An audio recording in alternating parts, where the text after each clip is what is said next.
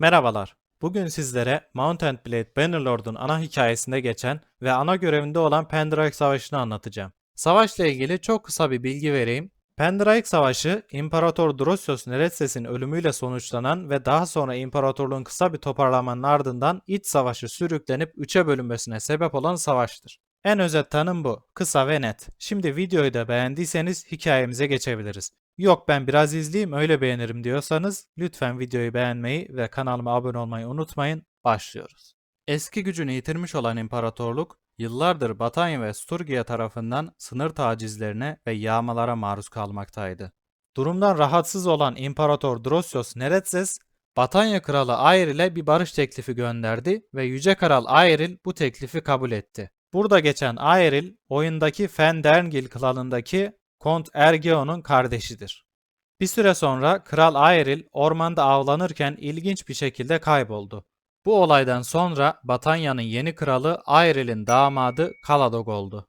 Kral Aeril'in neden kaybolduğu bilinmemekle beraber bunu yapanın Kaladog olduğu veya savaş yanlısı Sturgiyalılardan birisi olduğu düşünülmektedir. Ancak bunlar sadece tahmin.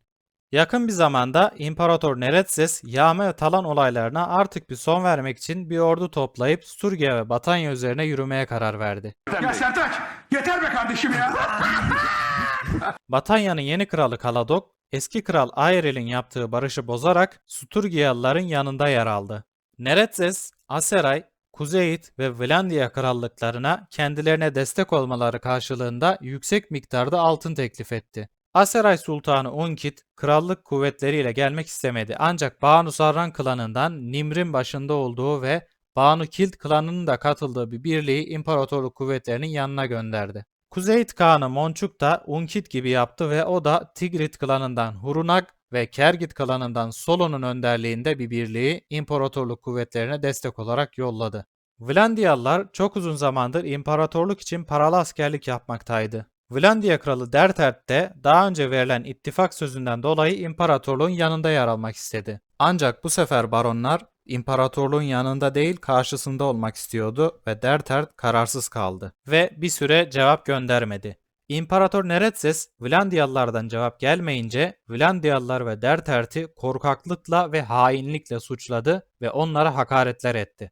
Dertert ve baronlar ise buna sinirlendiler ve Kral Dertert bu hakaretlere rağmen istemeyerek de olsa Batanya ve Sturgia tarafına katıldı. Öncelikle şunu söylemem lazım. Bu savaş tek bir savaş alanında orduların birbirine girmesiyle gerçekleşmedi. Savaş bir kale kuşatması şeklinde de gerçekleşmedi.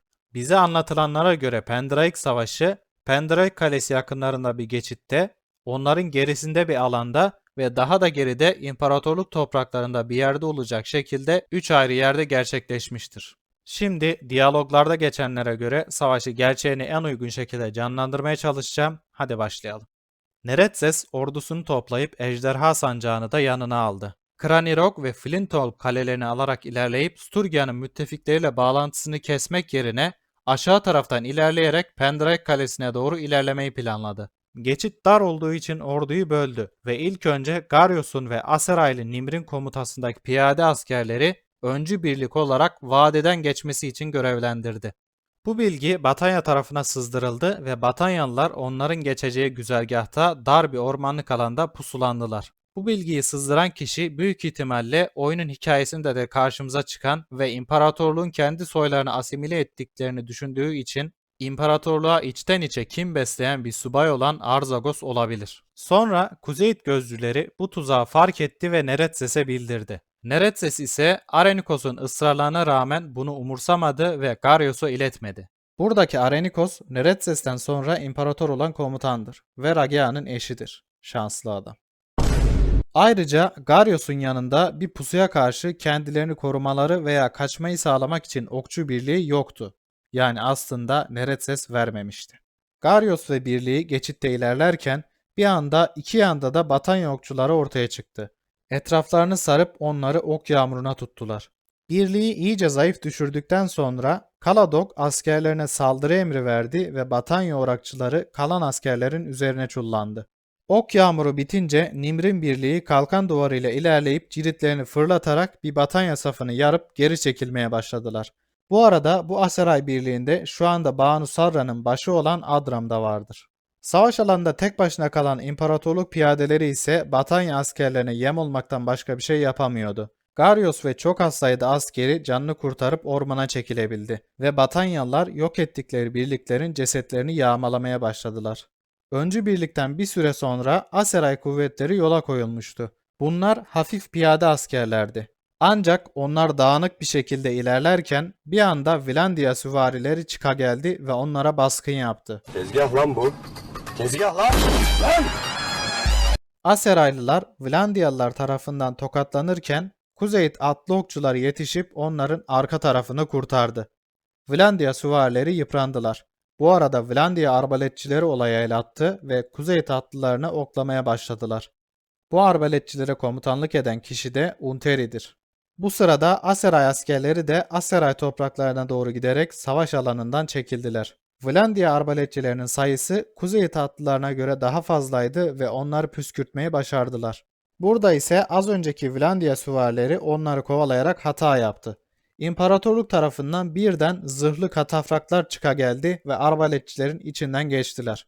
Bu katafrakların başında da Neretses'in oğlu Penton vardı.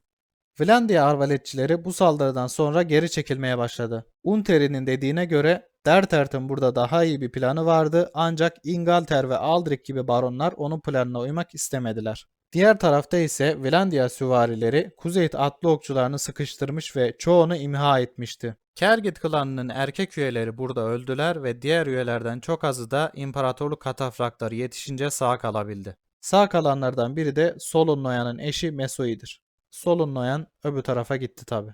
Üçüncü savaş bir kalenin yakınlarında oldu. Prens Vadinslav oğlu Raganva'da geride beklemesini emredip imparatorluk kampına doğru saldırıya geçti. İmparatorluk kuvvetleri zayiat vermeye başlayınca kaleye doğru geri çekildi. Sturgiyalılar da onları kovaladılar ve kale surlarına saldırdılar. Bu saldırıda Kral Vadinslav bir gürz darbesiyle öldürüldü.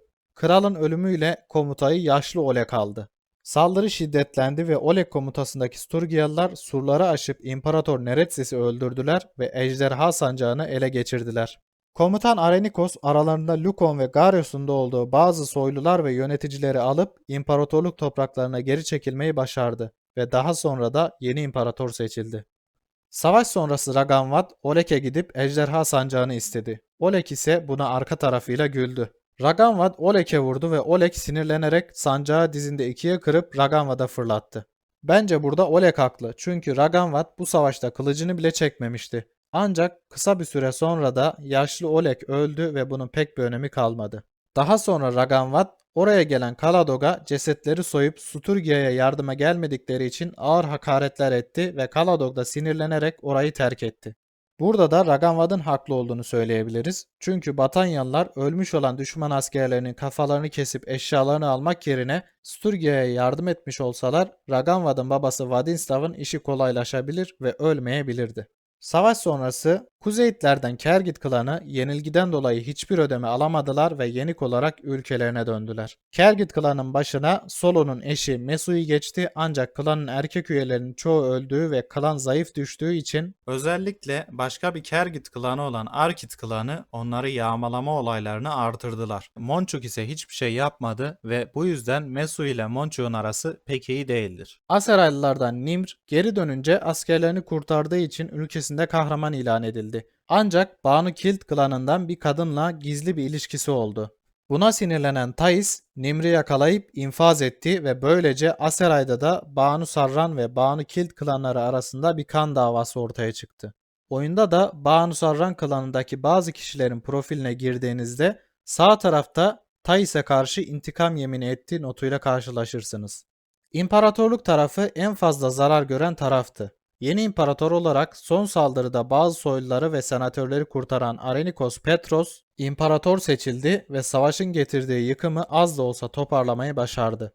Vlandiyalılar savaş bittikten sonra savaşıp işgale devam etmek istese de Dertert daha fazla savaşmak istemiyordu ve onlar da yurtlarına döndüler. Ve böylece imparatorluğun çöküşü ve üçe bölünüşünün sebebi olan Pendraic Savaşı bitmiş oldu.